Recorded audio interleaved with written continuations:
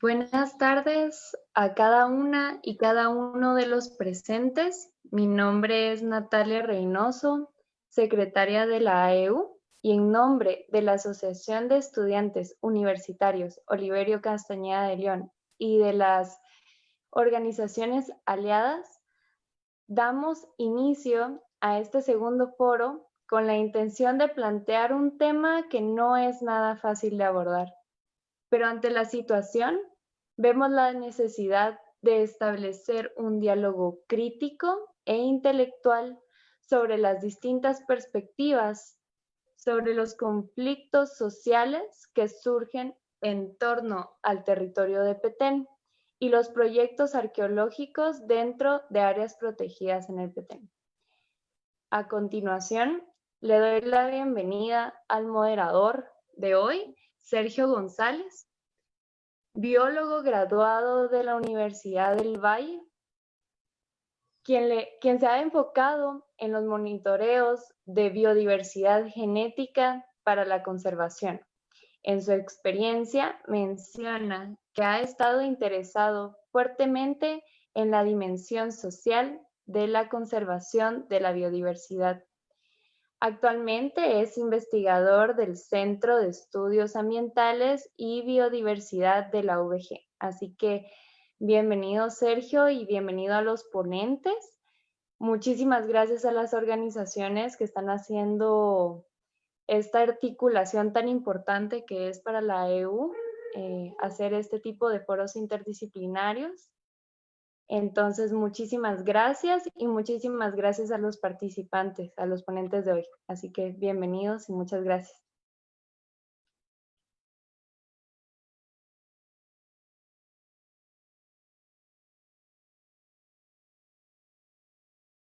Sergio, tu micrófono. Perdón. Muchas gracias, Natalia, por la introducción. Buenas tardes. Mi nombre es Sergio González, como ya había mencionado. Yo voy a estar moderando la conversación de hoy. Estoy muy honrado de poder compartir este espacio, especialmente con personas tan extraordinarias como nuestros panelistas de hoy. Y pues paso a presentarlos. Nuestra primera panelista de hoy es Alejandra Colón. Ella es antropóloga cultural de la UVG. También ha trabajado en antropología aplicada en la Universidad de Maryland. Es antropóloga sociocultural también de la U Católica de Lovaina. Ha trabajado siempre temas relacionados a la interacción entre poblaciones humanas y entornos naturales, comenzando desde 1998, especializándose en el tema durante su maestría y trabajo doctoral. Ha trabajado con varias organizaciones como WWF y Rainforest Alliance en Guatemala, Honduras y la República Democrática del Congo en temas de dinámicas sociales alrededor de parques nacionales y concesiones forestales. Sus nuevos proyectos combinan la investigación antropológica con el cine. Bienvenida, Alejandra. Nuestra segunda panelista del día de hoy es Magdalena Yactap. Ella es socióloga y licenciada en arte por la Universidad de San Carlos de Guatemala y es experta en patrimonio cultural inmaterial. Cursó un máster en desarrollo humano, familia y actividades afines en la Universidad del Valle. También tiene un máster en ordenamiento territorial con pertinencia cultural, titulado Ordenación del Territorio, Urbanismo y Medio Ambiente por parte de la Universidad Autónoma de Madrid y forma parte del Instituto Chipi-Chap. Cuenta con 20 años de experiencia en el área de desarrollo social comunitario y 7 en el campo de la salvaguardia del patrimonio inmaterial. Ha tenido la oportunidad también de trabajar con sociedad civil organizada, con mujeres y pueblos indígenas, cooperación internacional y gobierno central y municipal.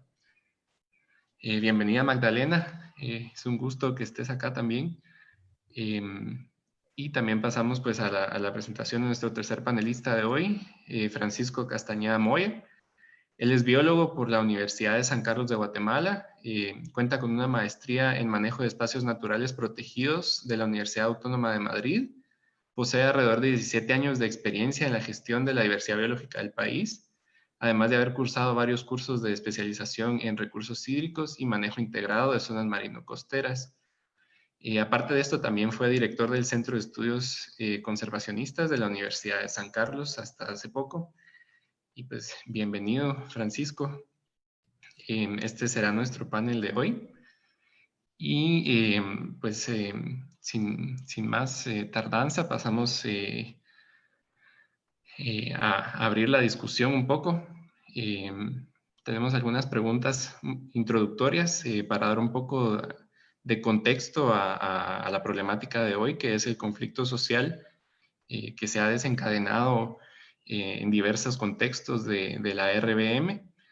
Y nuestra primera pregunta va para Alejandra y sería si nos podrías tal vez desarrollar un poco acerca de cuáles son los orígenes de la conflictividad social asociados a la relación del ser humano con la naturaleza. Bueno, buenas tardes a todos y todas. Gracias por esta investigación. Estoy muy contenta de estar compartiendo con Magdalena, con Francisco, esta discusión. Creo que es importante esta conversación multidisciplinaria y transdisciplinaria. Y quiero comenzar solo por hacerle el llamado a que reflexionemos en cómo pensamos en la relación entre personas y naturaleza, porque generalmente creemos que es algo sencillo, pero no lo es. Para comenzar, la respuesta a qué es naturaleza varía de sociedad en sociedad, varía a través de las generaciones y asumimos que existe un consenso sobre qué es, pero en realidad cada sociedad la comprende y la nombra de distinta manera. Entonces, es casi imposible que en el mundo contemporáneo las dinámicas no generen conflictos de menor o mayor tamaño, pues siempre habrá más de un grupo que está en esa dinámica e intereses que tal vez no están presentes físicamente, pero que de todas maneras influyen. Haciendo una gran generalización, haciendo esta advertencia, creo que desde la parte ideográfica o de las ideas de la cultura podemos pensar que hay sociedades que distinguen o que conciben una diferencia entre lo que está hecho por el hombre y lo que no está hecho por el hombre, y es una dicotomía que decimos cultura-naturaleza para resumirla, mientras que hay otras sociedades que no asumen esta dicotomía, sino que ven a las personas como parte del entorno, con otras dinámicas y otras responsabilidades. En dónde empieza la naturaleza y en dónde termina lo humano también es algo que depende de cada sociedad y depende de cada generación. Para algunos, naturaleza es la maceta que está a la par de mi escritorio, y para otras personas la naturaleza no es eso. Una maceta es algo creado por nosotros. Y entonces este contexto lo quiero plantear porque si vamos a hablar de la conflictividad o de las dinámicas humano-naturaleza en un lugar como la Reserva de Biosfera Maya, debemos tener esto en mente. Cuando se habla de proteger a la RBM, ¿de qué estamos hablando? ¿De qué estamos hablando? Cuando estamos hablando de conservación, ¿de qué estamos hablando? Cuando se propone, por ejemplo, crear un tren que atraviesa la naturaleza, pongámosle comillas, y que esto va a generar protección o apreciación y lo que sea, hay que preguntarse para quién y de qué. ¿Quién necesita un tren para poder apreciar la naturaleza y de qué naturaleza estamos hablando? Entonces, volviendo un poco al abordaje antropológico, tenemos esa mirada que es desde las ideas, pero también tenemos la mirada desde los aspectos materiales de la cultura. Y eso quiere decir que la relación que tenemos con nuestro entorno puede ser una relación de subsistencia, puede ser una relación de extracción, puede ser una relación de protección, y dentro de esas hay muchas subdivisiones, y ahí también estoy generalizando bastante ampliamente. Y estas dos dimensiones de lo que observamos se mide o se puede medir en cuanto a acciones observables. Entonces, de vuelta al tema de la RBM, si pensamos en acción observable, una concesión comunitaria, una acción observable es la extracción cuidadosa de un número de especímenes al año para su venta, y a cambio de eso se conserva esta concesión. Pero esta manera de hacer las cosas, esta cultura de aprovechamiento es relativamente nueva. Y hace unos 10 años yo tuve la oportunidad de explorar este modelo concesionario y algunos de los aprendizajes que creo que vale la pena compartir es que en el momento de su creación, los intereses que estaban alrededor de la RBM se podían anclar algunos en la ciudad de Guatemala, intereses, digamos, empresariales, intereses que no eran de los mismos peteneros, y los otros intereses eran de personas que ya estaban en el Petén con diferentes generaciones de presencia. Por ejemplo, en las concesiones que se dedican a la extracción o se dedicaban a la extracción de productos forestales no maderables, su relación con ese entorno databa de unos 100 años aproximadamente, en algunos casos menos. En otros casos, por ejemplo, quienes en esa época eran taladores ilegales llevaban menos generaciones de estar ahí y su dinámica era una dinámica distinta de extracción. Y por último, el otro modelo que existía era el modelo de la agricultura de subsistencia y que también tenían un número menor de generaciones de estar ahí, pero estos grupos se comportaban y tenían una dinámica distinta. Estamos hablando ahí solo de quienes eventualmente se convirtieron en concesionarios, pero ya para entonces teníamos la presencia de las actividades arqueológicas desde hacía mucho tiempo y los intereses de extracción de patrimonio que han sido conocidos desde que se sabe que existen esas ciudades ahí. Entonces, no estamos viendo solo una actividad, sino es un traslape de actividades que tienen grados distintos de legalidad y también grados distintos de legitimidad, que son dos cosas distintas. Quien tiene un derecho legítimo sobre un territorio no es necesariamente quien tiene un derecho legal sobre el territorio. Y al hablar de la conflictividad hoy en día, si nos enfocamos en el tema del mirador, esta pregunta o la razón por la que estamos aquí en parte es porque hay una estrategia legal en marcha en Estados Unidos para reclamar o para cambiar el acceso a cierto recurso, pero también estamos aquí porque para muchos de nosotros ese reclamo no es legítimo, no debería ser ni legal ni legítimo. Y entonces en esos espectros de legalidad, legitimidad también podemos ver cómo se ubican todos esos intereses. Y de nuevo, no nos debería sorprender que es un área que genera conflicto y que genera debate y discusión y diferencia de percepciones. Entonces, estos tres aspectos creo que hay que tomarlos en cuenta y mi recomendación es que si queremos emitir opiniones que se sostengan en el tiempo y que se sostengan en el debate, debemos observar las acciones que tienen que ver con lo material, con las relaciones materiales, pero también tenemos que escuchar los discursos, porque el discurso es el que sostiene la legitimidad que se reclama sobre un territorio.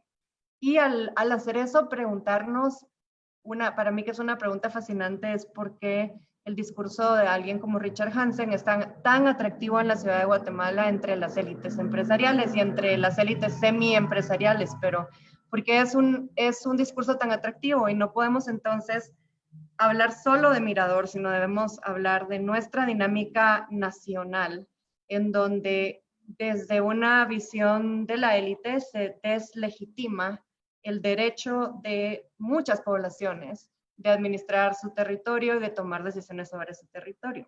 Y ahí ni siquiera he empezado a hablar de los conservacionistas. Entonces tenemos, además de eso, un territorio que se enmarca en una legalidad que en la historia de la humanidad es relativamente nueva. Las áreas protegidas tal cual las conocemos tienen apenas un poco más de 100 años.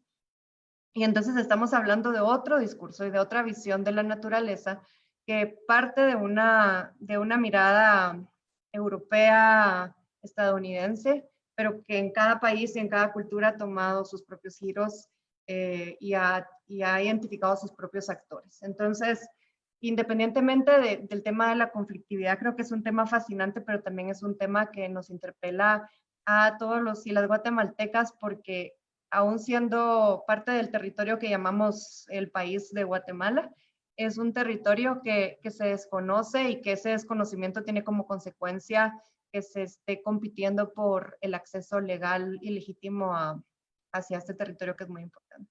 Entonces, ahí quiero detenerme con esa pregunta de reflexión y cómo podemos verlo desde diferentes escalas, pero manteniendo ese ojo de lo legal, lo legítimo y lo que hoy en día representa ese encuentro entre intereses y necesidades. Bueno, gracias Alejandra. Precisamente ese espectro entre lo legal y lo legítimo es una buena introducción a nuestra siguiente pregunta, que va dirigida hacia Francisco.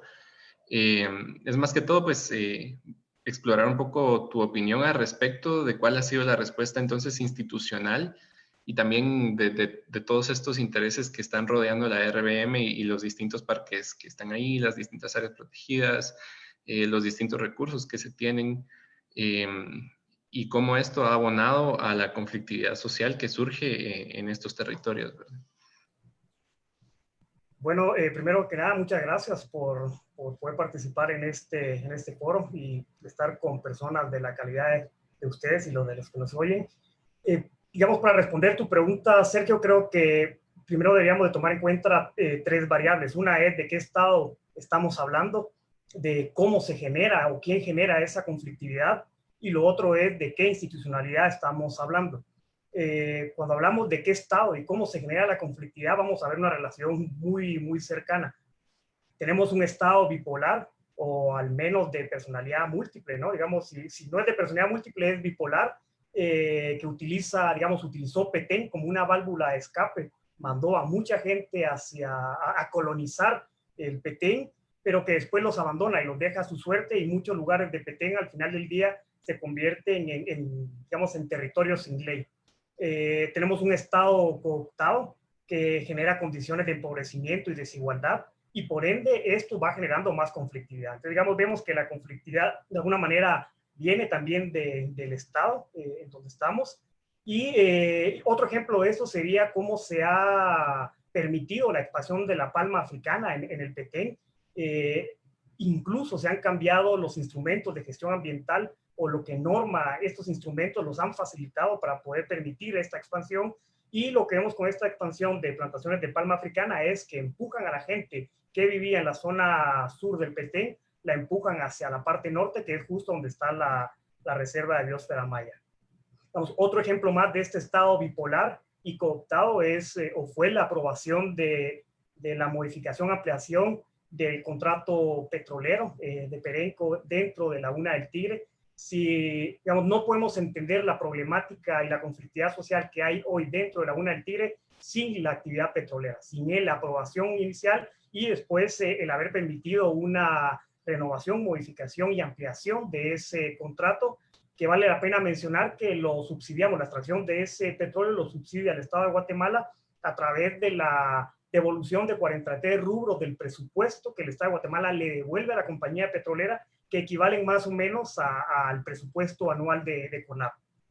Entonces, bueno, vemos entonces ahí esa bipolaridad, pero por otro lado, digamos, el Estado aprueba esto, pero también tienes una institución o una institucionalidad ambiental que defiende o defendió la integridad de Laguna del Tigre, como fue CONAP en su momento, se opuso al mismo Ejecutivo, y sin embargo el Ejecutivo aprueba esta cuestión.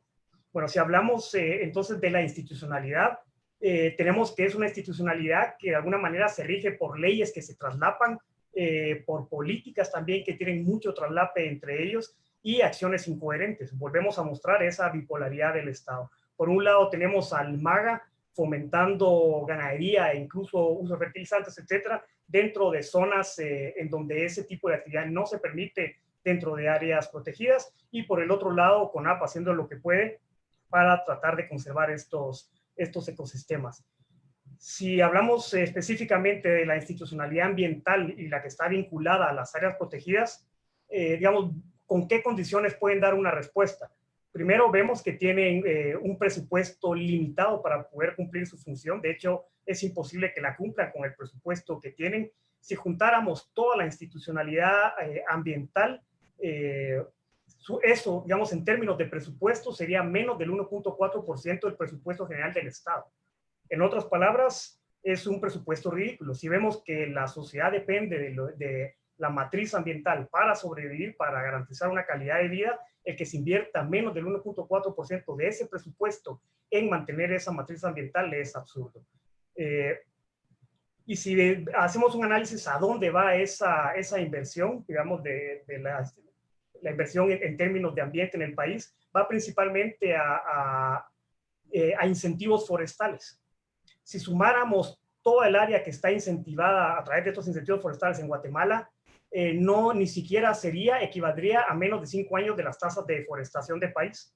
O sea, tenemos tasas de deforestación tan altas que en menos de 5 años ya se perdió la totalidad de la extensión que estamos incentivando a través de estos incentivos forestales. En otras palabras, estamos invirtiendo poco y no lo estamos invirtiendo, digamos, bien en el mejor de los casos. Por otro lado, tenemos una institucionalidad que está sujeta a dinámicas político-partidistas, en donde la contratación del personal técnico y de alto nivel tiene que ver con favores políticos. Entonces, tenés una institucionalidad con poco dinero, con pocas capacidades técnicas por esa dinámica político-partidista, que han llegado incluso a nombrarse, por ejemplo, el caso de CONAP, una vez se nombró a un secretario ejecutivo, lo nombra prácticamente una empresa que quería hacer una actividad dentro de un área protegida, hubo oposición, cambian al secretario y el nuevo secretario que ponen era el abogado que defendía a esta empresa. Digamos, esa es parte de la institucionalidad que tenemos para resolver la conflictividad. Por otro lado, pues, digamos, la suma de esto lo que te hace es que tengas una institucionalidad que no puede ejercer su rol rector. Bueno, por otro lado, si ya nos vamos un poco más a la parte conceptual, todavía se mantiene ese paradigma de conservación obsoleto de comando y control. Digamos, se mantiene todavía en muchos de los casos el que hay que conservar de la gente y no con la gente y para la gente, sino es cómo hacemos para que la gente no toque. Y eso, digamos, también genera conflictividad. Y por otro lado es que se le pide a esta institucionalidad ambiental que resuelva los problemas estructurales, cuando en realidad hay otras instituciones que tienen que cumplir su función, su competencia de forma conjunta. Digamos, un CONAP no podría resolver todos los problemas que ocurren dentro de Laguna del Tigre, porque ahí tenés incursiones mexicanas, tenés narcotráfico, tenés un montón de otros problemas que son otras instituciones las que tienen que verlo, pero se le deja a la institucionalidad ambiental. Bueno, ya un poco ya aterrizando a tu pregunta de cuál es esa respuesta institucional, lo que vemos entonces es que vamos a tener una respuesta mixta. Digamos, hay luces, por ejemplo, como la que se tomó con las concesiones forestales comunitarias. Eso es un logro no solo de ACOFOP, digamos, ACOFOP es la pieza fundamental ahí, pero también es un logro del CONAP. Digamos, CONAP ha invertido mucho tiempo y esfuerzo en que ese proceso siga existiendo y, digamos, CONAP y ACOFOP son caras de la misma moneda. Digamos, no podemos hablar del éxito de ese territorio sin uno sin el otro. Entonces, digamos, vemos ahí que hay un ejemplo importante de cómo sí se puede dar una respuesta a una problemática, pero también cerca tenemos Laguna del Tigre, donde vemos cómo la institucionalidad del Estado abandonó esa área. Entonces, prácticamente lo que tenemos es la pérdida del control territorial de ese espacio y el poder dentro del territorio no se esfuma, no se pierde. Si alguien lo deja de tener, si el Estado no lo tiene, lo asume alguien más. Y en este caso, desafortunadamente, en Laguna del Tigre sí vemos un problema de narcotráfico. En Laguna del Tigre tenemos personas, digamos, comunidades empobrecidas que si tuvieran una mejor opción, posiblemente ellos pedirían moverse de ahí, pero no la tienen. Tienes también narcotráfico. Hay más de 30 pistas de aterrizaje funcionando en este momento. Tienes trabajadores asociados a fincas vinculadas a narcotráfico que se hacen pasar por comunidades, pero como te digo, también hay comunidades en condiciones de empobrecimiento que el Estado debe abordar esa situación, pero lo ha abandonado. La misma institucionalidad ambiental, digamos, ha permitido que no se invierta en esa área. Digamos, ha firmado documentos de apoyo en donde antojadizamente se saca Laguna del Tigre porque se considera que es un caso perdido, cuando es todo lo contrario. Digamos, debe invertirse ahí para poder resolver esta problemática. Y ya para terminar, creo que hay otro ejemplo interesante y me parece sumamente interesante este ejemplo del Parque Nacional Yaxá en Acún Naranjo, porque lo que vemos es como el Ministerio de Cultura con el Consejo Nacional de Áreas Protegidas se juntan, empiezan a trabajar de la mano y cambian la postura de, digamos, de comando y control, y hay un trabajo de cerca con las comunidades y de pasar de un conflicto donde había, digamos, era un eterno conflicto y allá siempre, digamos, había un eterno conflicto entre institucionalidad del área protegida y comunidades cercanas, y eso se cambió, y se cambia a través de un proyecto, digamos, donde se permite que las comunidades tengan mayor participación en la toma de decisiones y que se beneficien directamente de los ingresos de turismo al parque. Digamos, tenemos un ejemplo sumamente interesante de esta respuesta institucional.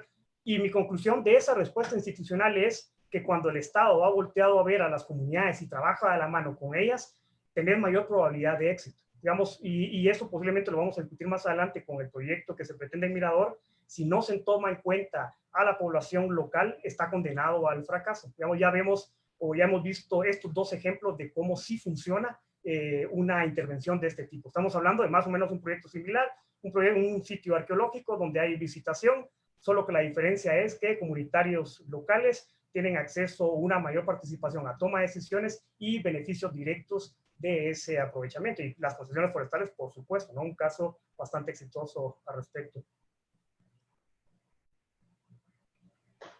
No, gracias, Francisco. Pues precisamente siento que esa es una de las principales raíces de la conflictividad que se tiene, ¿verdad? Un abandono institucional por partes, una prioridad de Estado que evidentemente no es la conservación de la matriz ecológica, y eso se ve reflejado pues precisamente en esa precariedad de presupuesto que se asigna al área ambiental y a las instituciones, por lo tanto, que deben de velar por ella. Y digamos estos casos de éxito que han ido surgiendo y de los que pues cabe mencionar que las concesiones forestales de la RBM son un ejemplo internacional de éxito, ¿verdad? De cómo el empoderamiento de comunidades locales en la toma de decisión y el manejo de su territorio y de los recursos aprovechables que vienen de estos servicios ecosistémicos, pues permiten incluso salir de esa situación de pobreza, ¿verdad? Entonces, ya aquí estamos empezando como a tocar, digamos, distintas perspectivas de abordaje, ¿verdad? De cómo se va dando esto desde distintas ópticas. Y esto nos lleva a nuestra siguiente pregunta, que va para Magdalena. Sería entonces, digamos, ¿qué es lo que necesitamos comprender en esta búsqueda de modelos alternativos o nuevas formas de entender incluso las ideas de progreso, de desarrollo, eh, que se pueden vincular a la conservación de la biodiversidad? ¿Y qué es lo que esto implica entonces para los territorios y para esa institucionalidad, ¿verdad?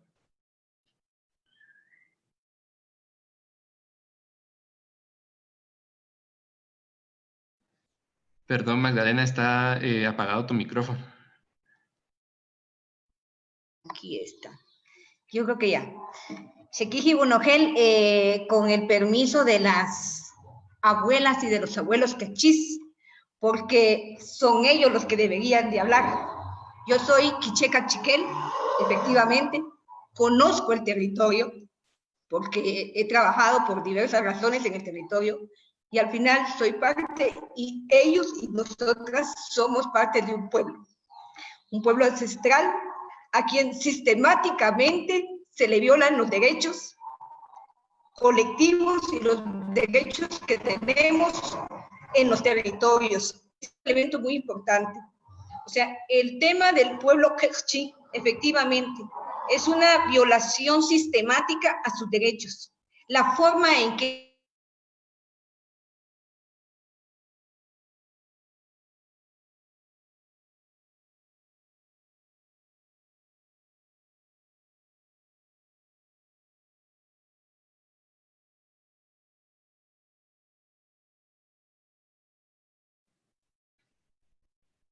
Sí, tenemos un poquito de problemas con la conexión de Magdalena.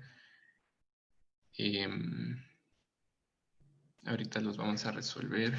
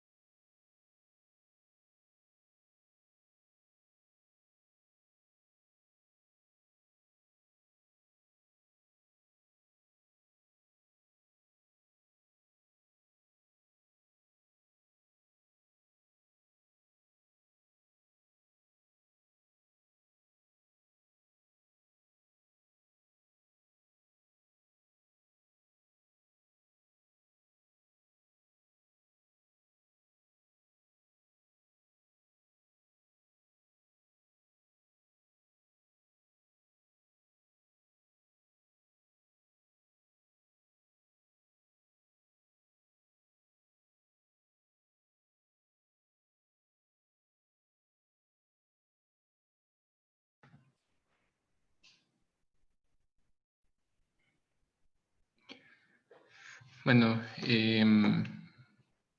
creo que Magdalena perdió la conexión, pero pues podemos seguir abordando, digamos, qué implican entonces estas búsquedas de distintos modelos alternativos al paradigma actual de conservación, digamos, que se maneja desde el Estado, desde las instituciones, desde los intereses empresariales, incluso desde el sistema económico. No sé cuál de los dos quisiera comenzar. Pues quisiera continuar con algo que mencionó Francisco y que creo que es algo que también se enlaza un poco con lo que Magdalena había empezado a hablar, y es como el pueblo quechí ha estado, digamos, en medio de una tormenta sobre los recursos naturales y que se puede abordar, digamos, desde esa expulsión de los territorios, pero también como en la consecuencia de estas estafas en la compra de tierra en zonas del sur de Petén y del norte de Alta Verapaz, que hasta cierto punto están encadenadas con los engaños y las promesas de tierra en Petén. Hasta cierto punto creo que ese imaginario de Petén como la tierra infinita de recursos es algo que todavía está presente.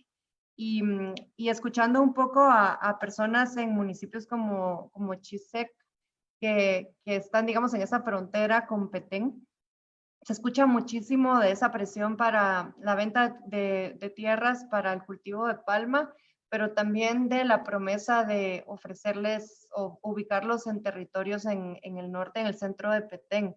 Y por ejemplo, en el caso de Sierra de Lacandón, se sabe que muchas de estas de movimientos de personas y de ocupación en el parque son comunidades enteras que han sido convencidas de vender su tierra para el cultivo de palma bajo la promesa de territorios en lo que ellos no saben que son áreas protegidas. Entonces, existe también ahí una ausencia, una debilidad del Estado en no proteger a las personas de estas estafas, y es un agujero, digo yo, una ausencia muy grande y una falta muy grande de parte del Estado, porque no se trata de una o dos familias, son comunidades enteras que sufren bajo estas presiones. Entonces, es volver un poco al tema de que la Reserva de Biosfera Maya no se puede ver como un ente bajo un interés de conservación o de extracción sostenible, sino como un lugar que recapitula las dinámicas económicas y sociales que el país ha sufrido desde hace muchísimos años. Pues bueno, digamos, en relación a estos modelos alternativos o nuevos modelos, digamos, es obvio que el actual, digamos, ya fracasó, digamos, es necesario hacer una transformación. Si hablamos de paradigmas de conservación, no podemos mantener el mismo que es conservar de la gente, digamos, tenemos que cambiar eso a conservar con la gente y en beneficio de la gente, y eso te cambia por completo las acciones que vas a hacer. Es entonces fundamental. Y digamos, en este nuevo modelo de gestionar la diversidad biológica e incluso el país, tenemos que reconocer que hay distintos sistemas. Hay distintos sistemas de conocimiento, distintos sistemas jurídicos, si lo vemos así, distintos sistemas de gestionar los territorios y no solo el oficial occidental. Digamos, hay un conocimiento asociado a pueblos originarios, a pueblos indígenas, que es tan importante como el conocimiento académico y que deben de verse como dos sistemas que se encuentran. Vamos, eso es otro de los cambios fundamentales que debiera tener o debiéramos de ir hacia allá en términos de estos modelos alternativos o de cambiar de rumbo. Por otro, y esto, digamos, también pasaría por reconocer los territorios conservados por pueblos indígenas y por comunidades locales. Digamos, en la oficialidad todavía sigue digamos, el mito de que se debe de ampliar el sistema guatemalteco de áreas protegidas porque no representa o no tiene una buena representación de ecosistemas.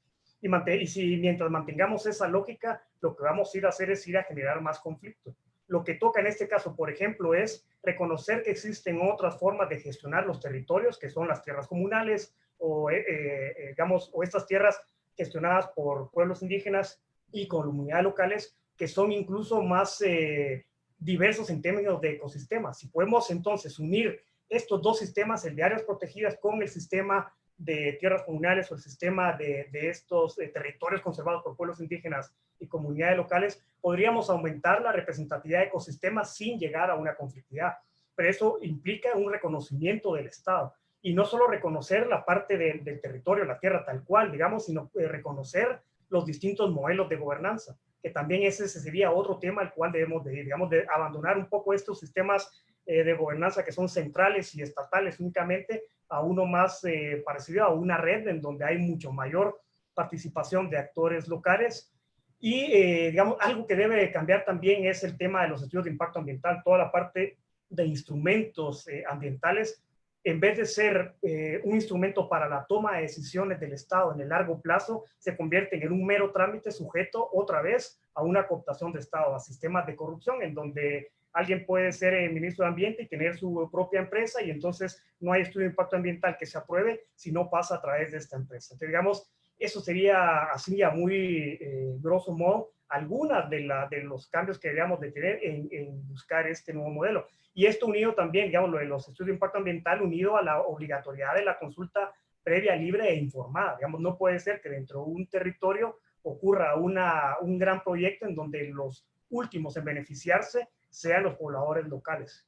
Y esto, digamos, ha pasado mucho en términos de energía hidroeléctrica, digamos, siendo Chichén posiblemente el caso más paradigmático de cómo no solo es expropiado el territorio, la gente incluso masacrada y retirada, los que quedaron del lugar, para que cuando se monta la hidroeléctrica ni siquiera son capaces de poder dar o brindar energía eléctrica a las poblaciones locales. Digamos, ese tipo de desarrollo debiera de cambiarse de alguna manera. No, y quiero sumar en este punto, mientras esperamos a Magdalena, que ojalá se pueda sumar de vuelta, que digamos el discurso detrás del tipo de intervención que se espera en esas áreas está cargado de racismo.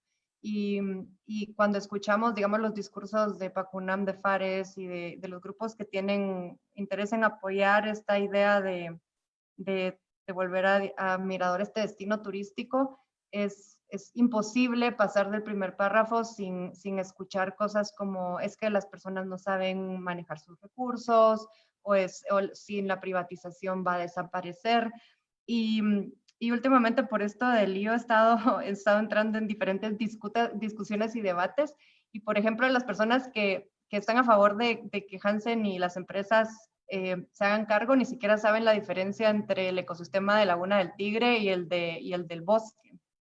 Entonces yo les pregunto, por ejemplo, ¿qué fotos has visto? Y cuando veo las fotos son fotos de Laguna del Tigre. Entonces no es solo una cuestión de este discurso que está atravesado de racismo y de descalificación de la capacidad de los guatemaltecos y las guatemaltecas y de los pueblos locales y originarios de administrar el territorio, sino también cargado de un peso clasista, digamos, de pensar que se puede hacer sin ni siquiera conocer, porque no conocen la evidencia, no conocen la información ecológica, ni social, ni ambiental, ni geográfica, pero tienen una voz autoritaria que hace que esto resuene. Y entonces para mí se hace bien difícil entablar este diálogo si primero no se reconoce que hay que tener evidencia detrás de lo que se está diciendo, ¿verdad? Que eso todo tal vez de los puntos importantes es quiénes tienen esa evidencia y quiénes no, y quiénes manipulan la información sabiendo que la mayoría de personas no van a necesitar ver para creer si la autoridad de esa voz viene de alguien que ellos identifican como legítimo. Gracias, Alejandra. Ya está con nosotros Magdalena de vuelta por vía telefónica. Creo que resultó más fácil. Entonces, ahorita le dejo la palabra a Magdalena.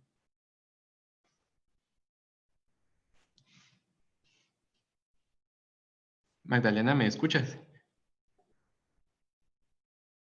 Disculpen, es que me puso el silenciador del micrófono, pero ya, aquí estoy. Okay. El punto entonces quisiera tejer en la parte de lo que se hablaba al principio por parte de Alejandra y luego por parte del compañero, y pensando en el tema precisamente de esa construcción histórico-social de los territorios de la que yo hablaba al principio. Y efectivamente creo que es muy importante considerar, digamos, la estructura histórico-social que muchas veces se abandona y se desaborda en los territorios, pero que está vigente en la colectividad, en la memoria colectiva de los pueblos y sobre todo de los pueblos que son los que han estado en esos territorios.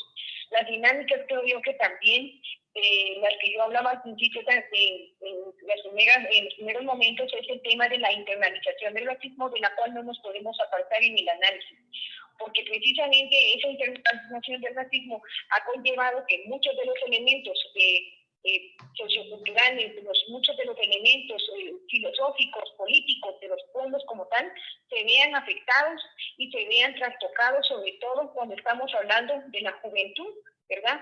Del adulto joven todavía, que en muchos momentos, por la misma presión que ha tenido, la misma condición socioeconómica que ha tenido que vivir, tiene un movimiento migratorio en estos territorios que efectivamente también le van a afectar y le afectan en su relación con ese entorno. Porque estamos hablando de ese patrimonio biocultural, quiero hablarlo yo también, porque hay una relación precisamente en ese sentido. Y esas relaciones bioculturales que vienen heredadas desde la memoria colectiva, desde las esencias de los pueblos, esas muchas veces no son consideradas ni abordadas y se ven simple y sencillamente como una probabilidad desde la denominada artesanía o desde del denominado turismo comunitario que permita, aunque sea, algunos ingresos para estas personas, pero pierde de vista el sentido y la dignidad de los pueblos desde su profundidad y desde su ser. Entonces creo que porque es toda una carga justa que se puede evidenciar en el marco de la misma arqueología, cuando estamos hablando de que estamos invisibilizando la conectividad que existe entre los mayas, ¿verdad?, y los pueblos actuales, los originarios que estamos en estos territorios.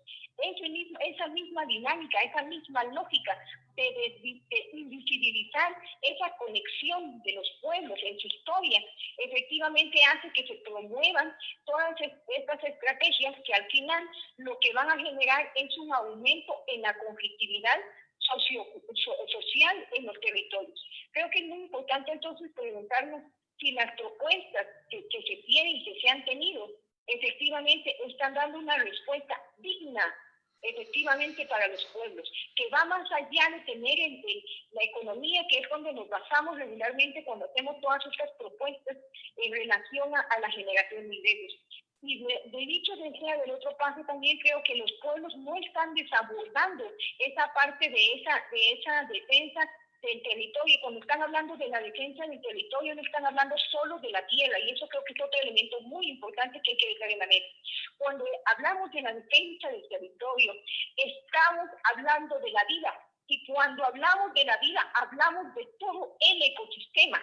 O sea, estamos hablando de una correlación de los elementos que se dan en ese espacio al que le estamos denominando territorio, y en donde hay una relación de orden de conservación con los métodos propios de los pueblos, que muchas veces la interpretación o la comprensión desde la dinámica de la otra mirada en posición de imposición, y encima de esto, una imposición clasista que ha enseñado a desvalorizar a la opinión y la mirada de los pueblos, precisamente chocan, y en ese choque precisamente se van a dar todas estas conflictividades. Y también muy importante, los aprovechamientos, porque aquí no hay que perder de vista los otros actores sociales que integran en ese escenario. Y en ese escenario corren muchos intereses. Narcotráfico, por ejemplo, es un interés muy importante en esa zona. Estamos hablando también de arqueólogos que necesitan mantener puestos de trabajo y necesitan mantenerse a razón de las investigaciones que están haciendo, pero también del saqueo que están haciendo. Porque por el otro lado hay que analizar los sistemas que se aplican por la misma institucionalidad pública a razón del manejo ético de este tipo de acciones. Por el otro lado, vamos con todos los que trabajan en la parte de la conservación, que efectivamente también ahí hay otros intereses que están corriendo y que están promoviendo cierto tipo de proyectos. O sea, la lógica de la institucionalidad pública tiene una respuesta al servicio del capital, al servicio de la clase, al servicio del opresor en este sentido. Pues creo que es muy importante no analizar la conflictividad que se desarrollan solo porque son los pueblos los que están en la defensa de ese territorio. Vuelvo y repito, el territorio es la vida, eso es el todo. O sea, no estamos hablando de los espacios de la tierra como tal nada más. Estos son elementos muy importantes que creo que muchas veces se pierden de vista, y entonces es muy fácil tacharlo de dar y etiquetar estas luchas como luchas de gente que no tiene la mirada de desarrollo ni que tiene la mirada de salir adelante. O sea, es una vil mentira, porque eso marca claramente el racismo que existe en este sentido. Entonces creo que es muy importante cuando estamos analizando este tipo de temas en esos territorios, en donde además muchos dicen, pero ahí solo está la selva, nunca ha habido vida humana. Eso es otra parte del discurso que se debe analizar, y se debe analizar desde esa mirada de cómo viven y cómo son los que existen en ese sentido. No podemos desabordar, desarticular la parte sociocultural, pero no desde esa mirada folclorizada de vestimentas y de formas, sino de eso que significa, o sea, qué es ser parte de ese pueblo, qué significa para ellos ese territorio. Creo que es muy importante, y las dinámicas y los procesos de proyectos que se llevan muchas veces en este sentido van desarticulados totalmente y cargados efectivamente de todo una invasión, ¿verdad? Una invasión de ideas, una invasión de espacios, efectivamente, que en lugar de construir, destruyen. Porque entonces nos preguntaríamos, cuando vemos que Guatemala como país tiene la estrategia del turismo como un generador de desarrollo, ¿dónde está ese desarrollo hoy frente a COVID-19? ¿Dónde? ¿Dónde quedaron esas comunidades que dependían de esa famosa fuente? ¿Dónde están? Esos son elementos muy importantes, porque todos cargamos a una pantalla que se llama desarrollo turístico, el desarrollo por medio de ese motor, y efectivamente vemos que está anulado. No lo encontramos. La gente está preocupada, porque efectivamente si pensamos en la dinámica propia de los pueblos, no viven solamente de una situación. Hay una integralidad en la mirada de trabajo. Hay una forma de desarrollar acciones que se van sumando a esa forma de ser y de hacer los territorios. Entonces creo que es muy importante, y con esto voy a querer acabar, efectivamente preguntándome, digamos, ¿de qué se trata todo este asunto? Digamos, ¿a quién estamos beneficiando con este asunto?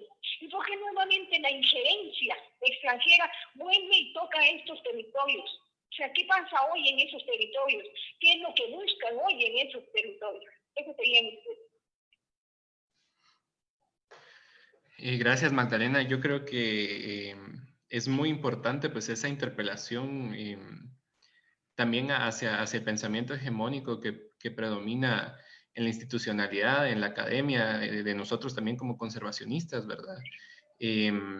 De todo este racismo internalizado que se transmite también como paternalismo, ¿verdad? Al final del día, como una folclorización de otros sistemas de conocimientos que al final pues son pisoteados y son ignorados y son silenciados, ¿verdad? Y no se toman actualmente en cuenta en este sistema de conservación, o por lo menos en este paradigma que nosotros tenemos, y es una oportunidad, creo que única, por lo menos en este momento, de nosotros también dar un paso atrás, ¿verdad? Y ver al espejo y pensar, bueno, realmente, ¿qué tanto de esto nosotros estamos replicando, estamos también promulgando, ¿verdad? Y creo que estos espacios de diálogo son un poquito del camino que tenemos que empezar a recorrer, y precisamente una de las preguntas que toca abordar ahorita, que es la parte de la discusión, es cómo entonces nosotros podemos empezar a integrar esta visión un poco más amplia, con esta también acompañada de la disolución del pensamiento hegemónico, ¿verdad? Para lograr un sistema, un paradigma más bien, de armonización entre seres humanos, entre comunidades locales y nuestros ecosistemas, ¿verdad? creo que nosotros también como conservacionistas y como académicos tenemos mucho que aprender de otros sistemas de conocimiento que se manejan en pueblos originarios. Y es vital también para poder realmente repensar esta visión de desarrollo que se viene a imponer a través de la institucionalidad y el sistema económico del país para lograr una nueva óptica, ¿verdad? Digamos, ahorita Alejandra y Francisco estaban abordando esto un poco, digamos, qué se viene en el horizonte. Y yo quisiera pues regresar contigo, Magdalena, preguntarte también qué, digamos, qué elementos o qué características creerías tú que debería de tener este nuevo, digamos, un nuevo modelo o por lo menos una posible solución a esta conflictividad, ¿verdad? ¿Cómo nosotros podríamos empezar a desenterrar las causas subyacentes de esta conflictividad y pensar en una forma de resolverla y de armonizarla, ¿verdad?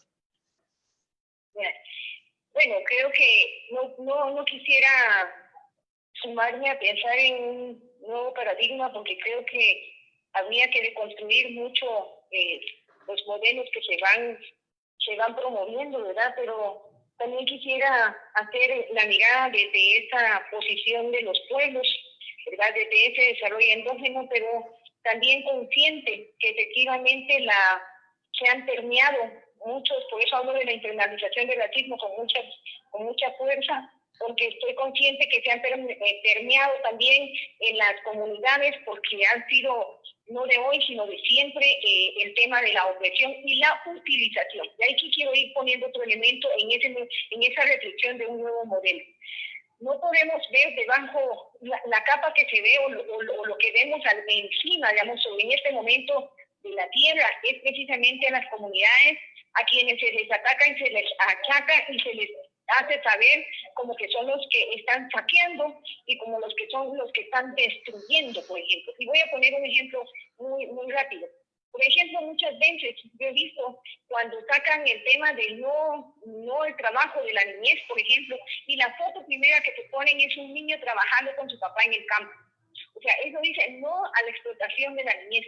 Pero si pensaran desde la lógica de los pueblos, un padre nunca le va a poner a su hijo a desarrollar una acción que por su edad no tenga que hacer. Entonces lo mismo pasa en estos territorios.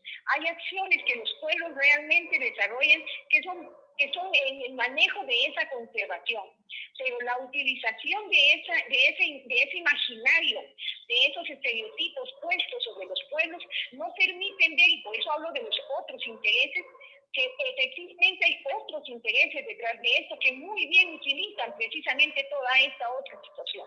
Pues repito, hay mucho interés sobre la tierra. Y ahí vemos, por ejemplo, todo el movimiento de ingenios azucareros. Vemos todo el movimiento de la ganadería. O sea, ¿por qué es que se usa y se utiliza a la población desde sus necesidades, efectivamente, y desde los sistemas de engaño que no vienen de hoy, sino han venido de atrás? No es tan lejos, es muy reciente muchas veces, precisamente en ese sentido. Creo que el nuevo paradigma debería de analizar y considerar desde, para y con los pueblos. No es desde lo que traemos de afuera, es desde lo que tienen adentro. Y es, bueno, repito, desde, para y con los pueblos. Y eso no solo como un discurso, porque es muy fácil discursar en este sentido. La práctica es la que nos debe de aprender a enseñar de cuando hablamos de ese enfoque de derechos, de esos derechos que tienen los pueblos, ese reconocimiento real. Y tener la claridad y la objetividad y la posibilidad de hacer profundidad en este sentido. Analizar de quiénes son esos intereses reales que están atrás de la utilización de los pueblos en la invasión de la tierra. Porque no es solamente qué es lo que sucede, hay que analizar y encontrar esa lógica perversa que existe en esa dinámica de utilización de los pueblos, del aprovechamiento del imaginario, de esa mirada de desarrollo desde la ciudad. Y no desde la ciudad, desde un escritorio, sino que vengan las comunidades como que deben de convertirse en eso que estamos hablando, que deben de ser las ciudades de desarrollo.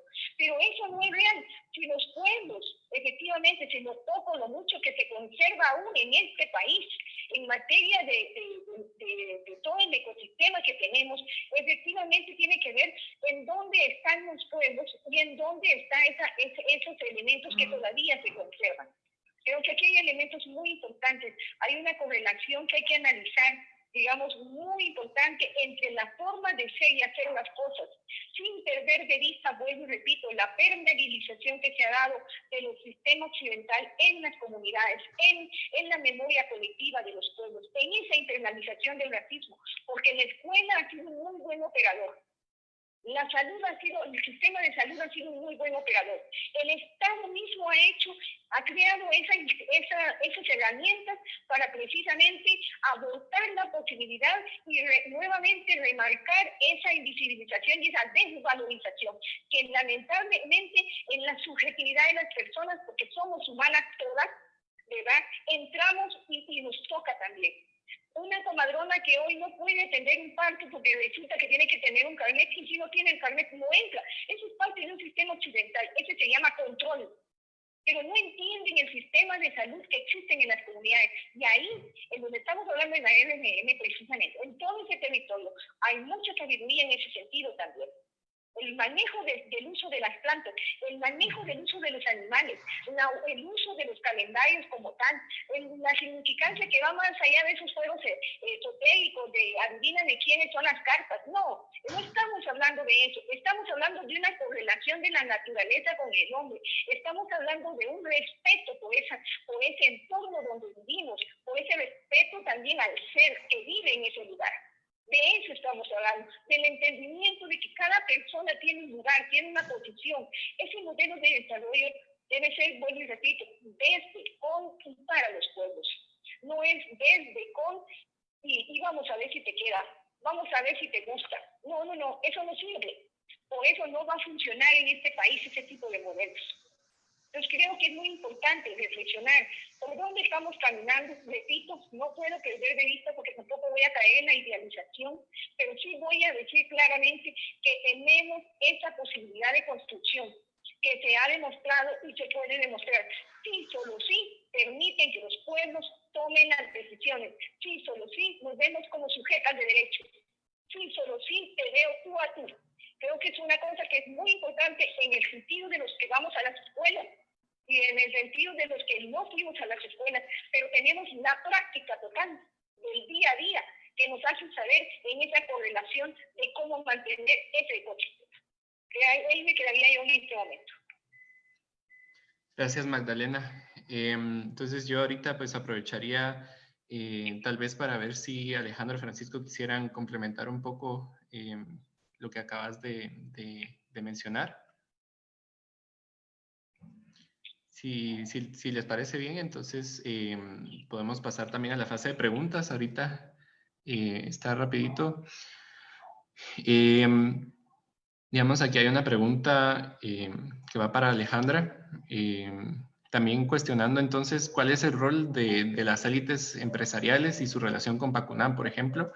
Y pues también señalar de que el problema al final sobrepasa la situación del proyecto de Hansen, digamos. Existe otra gran parte de la conflictividad en la RBM y que, digamos, se lleva mucho esta discusión hacia los recursos explotables que existen dentro de la reserva, ¿verdad? ¿Cómo se vincula entonces toda esta visión también con lo que hablábamos, ¿verdad? De los intereses que vienen desde la capital. Sí, yo creo que es importante recordar que cuando se pensó en el modelo concesionario, el interés original de muchos de los dueños de Guatemala era que esas concesiones fueran privadas. Y la lucha que hizo CONAP y que hizo lo que luego se volvió a COFOP, que era lo que decía Francisco al principio, fue lo que logró que al final las dinámicas no quedaran como siempre quedan en el país, y las concesiones privadas quedaron como las minoritarias y las comunitarias como las principales. Y creo que eso es algo que la élite no perdona todavía. Que en este caso el balance se inclinó hacia quienes estaban ya en el territorio y muchos de esos intereses se transformaron en Pacunam y en otras fundaciones que que entonces encontraron primero en Richard Hansen a un héroe, digamos, entre comillas, al explorador extranjero Indiana Jones, que les vende una idea idealizada de este sitio, pero que al mismo tiempo, para crear esa idea, repite un discurso descalificador del resto del país. Entonces, si analizamos el discurso de Hansen, es un discurso que no es muy distinto al que se escucha muchas veces de la élite, en donde un foro como este es una gran chaireada de gente resentida. Y él lo dice igual, y eso resuena de una forma muy atractiva entre estos grupos. Lo interesante, creo yo, en el caso de Mirador y Pacunama es que fueron aliados hasta que se pelearon. Y esa pelea entonces hace que ese mapa se vuelva interesante si logramos quitarnos un poco de la mente por un instante la preocupación que nos genera esa lucha. Al final ahora también tenemos esa batalla de élites entre quienes tienen, él por ejemplo, que tiene una presencia muy fuerte a nivel de Washington, y por eso está esta propuesta de ley, y quienes quedaron afuera pero siguen con esos grandes intereses como es Pacuna. Entonces, si entramos a hacer un análisis rápido y fácil de estas páginas web de estas organizaciones, vemos quienes están implicados, son logos y son nombres que se repiten en otros temas de interés nacional, en donde el discurso no implica la RBM, pero que si le quitamos ese componente es casi idéntico. Creo que esa es la parte en donde tenemos tal vez que detenernos a reflexionar y no irnos, como creo que dijo Francisco al principio y pusieron algunos comentarios acá, en enfocarnos solo en que se trata de Richard Hansen, sino se trata en un modelo cultural de a quién le compete y quién tiene la legitimidad sobre el territorio.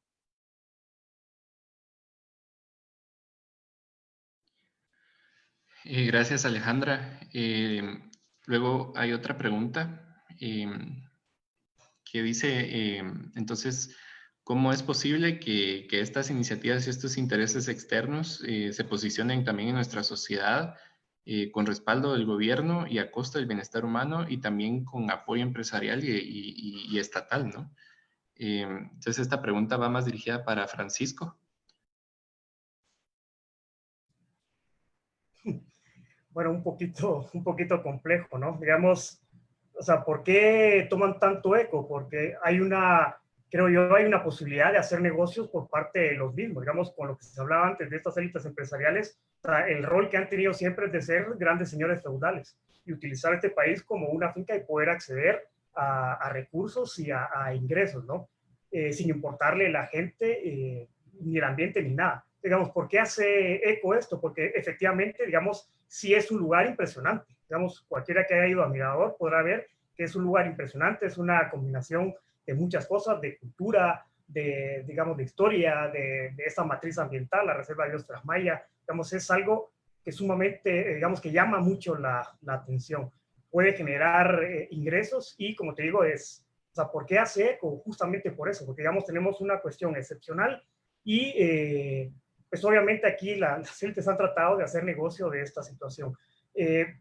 Sin embargo, digamos, ¿qué pasaría si este fuera un proyecto en donde se respeta digamos, la opinión de las poblaciones locales, de los pueblos originarios, donde estas comunidades, estos pueblos, donde el mismo Estado podrían ser accionistas mayoritarios, donde se hace con respeto? ¿Podría funcionar un proyecto de este tipo? Digamos, porque al final los aspectos del impacto son cuestiones técnicas que tienen solución. Digamos, un proyecto puede realizarse con la menor cantidad de impactos posible. Digamos, aquí la gran pregunta es, ¿quién gana con esto? Digamos, y lo pondría al revés, digamos, ¿podría existir la posibilidad de tener un proyecto formulado adecuadamente con el aval de las comunidades locales, de los pueblos originarios, y que pueda servir digamos, de un verdadero desarrollo para estas comunidades?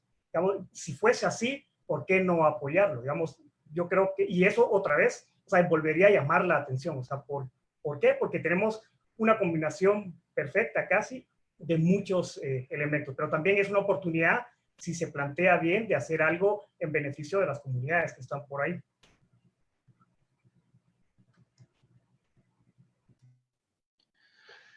Gracias, Francisco, por tu respuesta. Y pues ahorita Otra pregunta sería entonces para Magdalena. ¿Cuál es la postura al respecto de la intervención transnacionalizada del campo, de la naturaleza y cultura y el papel de los estados para regular también estos intereses, ¿verdad? Creo que va más hacia cómo entonces, digamos, se entreteje el concepto de territorio que enriquecías tú bastante hacia este mundo globalizado, ¿verdad? O hacia estos intereses exteriores, ¿verdad? ¿Cómo es que lo atraviesa?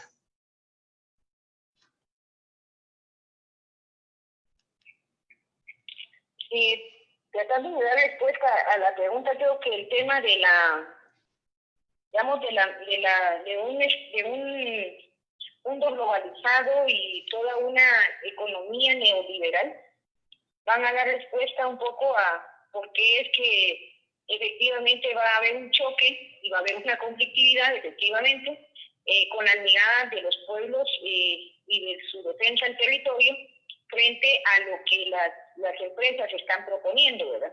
Creo que no podemos obviar que la alta dependencia del país, de alguna manera, frente a Estados Unidos en este caso y ante otros estados, efectivamente, va a ser un elemento que se va a utilizar muy bien por parte de la clase económica, digamos, que siempre ha estado dirigiendo los caminos de este país. Creo que en ese sentido la defensa del territorio es el espacio en donde los pueblos están haciendo notar la debilidad que tiene el mismo Estado de Guatemala para darle respuesta a la sociedad guatemalteca en su conjunto. Aquí no vamos a hablar en este sentido, no estoy hablando solamente de los pueblos originarios, sino estoy hablando de la sociedad guatemalteca en general. Porque lo que pase allá en la RDM, todo lo que pase allá en Mirador, en un momento determinado va a impactar hacia todos esos otros sectores, efectivamente, que son parte de este país. Entonces creo que la mirada de todas estas posiciones y de todos estos proyectos que se tienen, normalmente se focalizan y se tiran hacia el lugar en donde está ocurriendo, cuando en realidad lo que deberíamos de ir analizando, y pasa por el tema de las transnacionales, efectivamente, es pensar cómo eso que está allá me impacta. Eso es como cuando analizamos desde las miradas de las cuencas, ¿verdad? Cómo analizar que lo que pasa en la parte alta va a afectar a la parte media y a la parte baja. Y eso es lo que está sucediendo. Eso es lo que no estamos observando. O sea, los niveles de problemática de agua, los niveles de problemática de ambiente que tenemos en este momento tienen y corren mucho por esto que se está hablando. Y hay una correlación que no se observa, que no se atiende y no se entiende. Entonces creo que es muy importante tratando de ver cómo lo podemos ir pensando en esas formas de analizar y de profundizar en el análisis y cómo las transnacionales están. No podemos obviar la historia del país. No podemos obviar quiénes son los actores que han manejado este país y que siguen manejando este país. Y que muchas veces también utilizan, bueno, y repito, utilizan a los pueblos originarios a favor de ellos, en una división profunda que empiezan a hacer y quiebran las posibilidades de las comunidades. El punto es que no están quebrando solamente a las comunidades ni a los pueblos originarios, el punto es que están quebrando la vida, y la vida del ciudadano guatemalteco y la ciudadana guatemalteca de este país. Cuando nos veamos como ciudadanas de este país y nos respetemos en esta diferencia, en esta diversidad, ahí podemos empezar a hacer algo frente a estos que siempre han tenido precisamente el control sobre este territorio. Por ejemplo, y yo oía al compañero hace un ratito cuando hablaba de las posibilidades, yo recuerdo un estudio que se hizo en Alta Verapaz, precisamente con el INAP, y el famoso el tiempo que se tiene. ¿Quiénes son los que se beneficiaron con esto? Esa es una muy buena pregunta. ¿Quiénes se benefician con este proyecto realmente? Realmente. ¿Quiénes se llevan esa cuota de caja grande, diría yo, en este asunto? Por ahí tenemos que empezar. Y no pensar solamente que eso sucede, porque esa es otra forma que nos hacen verlo, nos han enseñado a ver de esa manera, a ver que aquello pasa allá, pero no me pasa a mí. Cuando resulta que lo que pasa allá, 20 años después, me va a tocar a mí y a mis generaciones. El otro punto importante aquí es, no estamos hablando de generaciones. de los hijos suyos que todavía no han nacido. De esos estamos hablando. De esos que todavía usted ni conoce. De esos estamos hablando, porque ese es el nuevo ciudadano en este país que está quedando frente a toda esta adversidad que le estamos dejando. Y en esa adversidad que no estamos viendo hoy, eso ya está pasando. Lo vemos en este momento en los territorios. Lo vemos cuando vemos todo el tema del análisis de los desastres que se denominan desastres naturales, cuando estamos haciendo nosotros mismas la construcción de esta situación. Creo que entonces ahí hay que ver cómo nosotros, como ciudadanos y ciudadanos de este país, sujetas de este país, podemos y debemos de empezar a pensar desde el respeto a la diversidad, desde la mirada más profunda de qué es lo que yo estoy heredando a la siguiente generación. Porque pensamos en nosotros en este momento, pero no estamos viendo a los siguientes. No vemos ni 3 generaciones que vienen atrás de nosotros y que ya están en camino. Creo que es muy importante en este ejercicio también analizar desde estas otras partes y no bien, porque precisamente en las transnacionales y todo, si sobreponemos los mapas, por ejemplo, de mineras, de hidroeléctricas, de todos los megaproyectos que se están haciendo en este momento, tráchenlos sobre los territorios y vean cuántos caen. Y cuántos caen sobre territorios en donde hoy por hoy hay población de pueblos ancestrales. De eso estamos hablando. Por ahí me quisiera quedar. Muchas gracias, Magdalena. Entonces, yo quisiera pues también cerrar con una reflexión también alimentada por todo lo que hablamos hoy, ¿verdad? Creo que al menos a mí me atraviesa este tema un poco como conservacionista, ¿verdad? Bastante. Y creo que muchas veces lo que sucede con nuestra sociedad, con nuestro punto de vista, con nuestro modelo social y cultural, es que vamos desligando la naturaleza de las actividades humanas, ¿verdad? Estamos también cayendo en esta falsa dicotomía que mencionaba Alejandra, ¿verdad? Entre civilización y naturaleza, que al final es una dicotomía falsa, ¿verdad? Y parece que se ha propagado como un supuesto universal, al menos en la sociedad occidental, ¿verdad? Pero creo que es importante llegar a comprender que incluso desde las mismas perspectivas, en nuestras diferencias que hemos logrado como establecer hoy, que estos procesos ecológicos son inalienables de toda actividad humana y también tienen un valor, ¿verdad? Intrínseco en nuestras vidas, en nuestras sociedades y en nuestras economías también, que al día de hoy no se reconoce, se desliga totalmente de lo que somos, ¿verdad? No solo en la RBM, no solo en el país, sino también en una mirada global, ¿verdad? En una mirada geopolítica y en un sistema global económico como el capitalismo. Y esta disonancia, pues, es lo que está al final llegando a causar no solo la violentación de la naturaleza, la degradación del territorio, de nuestros ecosistemas, sino también es lo que alimenta esa jerarquización y esa discriminación entre vidas humanas, ¿verdad? Entonces creo que al final de cuentas todos estos sistemas que justifican, institucionalizan y normalizan la violencia al territorio, la violencia a la naturaleza, son los mismos que justifican la violencia entre nosotros, ¿verdad? Entonces, creo que ahí, al final de cuentas, caemos en que la problemática socioambiental, pues, también cae en un plano epistemológico, ¿verdad? Y aquí quisiera aprovechar para citar a un colega, ingeniero agrónomo, Pablo Prado. Él también ha participado en imaginar, digamos, un nuevo modelo de gestión de la biodiversidad. Estuvimos trabajando juntos ahí en un proyecto para SECON, también con Francisco. Y precisamente esa revolución epistemológica que necesitamos es pasar a ese paradigma de conservación de la biodiversidad para las personas. Y digamos, esa revolución se va a lograr cuando vayamos un poco más allá de esta reforma institucional, de, digamos, tantear el avispero, de tratar de modificar ciertas dinámicas de poder, pero, digamos, se va a quedar corto, ¿verdad? Se queda corto todos estos intentos y debemos ir mucho más profundo y buscar redefinir también ese valor que nosotros le damos a la naturaleza, que lo vemos reflejado también en nuestras actividades y todos los bienes y servicios que nos provee, incluso mucho más allá desde el plano económico, ¿verdad? Tenemos muchos beneficios de la naturaleza que van mucho más allá desde la perspectiva utilitarista y cuando nosotros logremos hacer esto desde lo colectivo, desde la autogestión local, desde un plano colectivo de democratización verdadera de la toma de decisiones sobre los territorios y también abonando a la legitimidad que Ale estaba pues enfatizando bastante, ¿verdad? Es cuando vamos a lograr también esa disolución de ese pensamiento hegemónico, de toda esta institucionalidad y de todo este Estado, digamos, que ha normalizado esta visión de progreso que violenta la naturaleza, ¿verdad?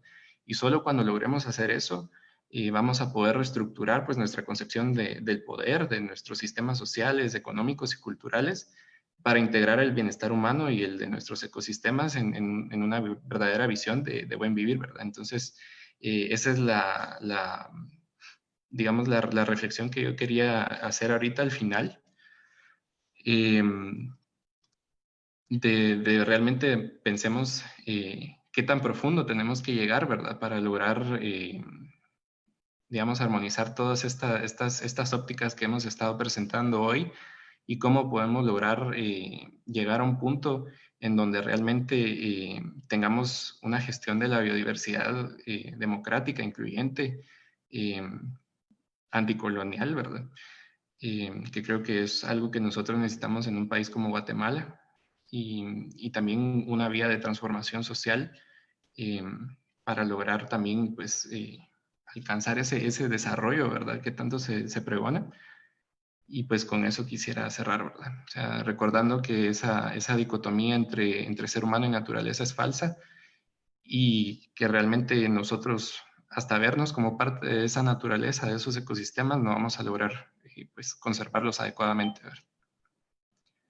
Entonces, muchas gracias Alejandra, Francisco, Magdalena. Muchas gracias a la AEU también por este espacio de reflexión, de discusión.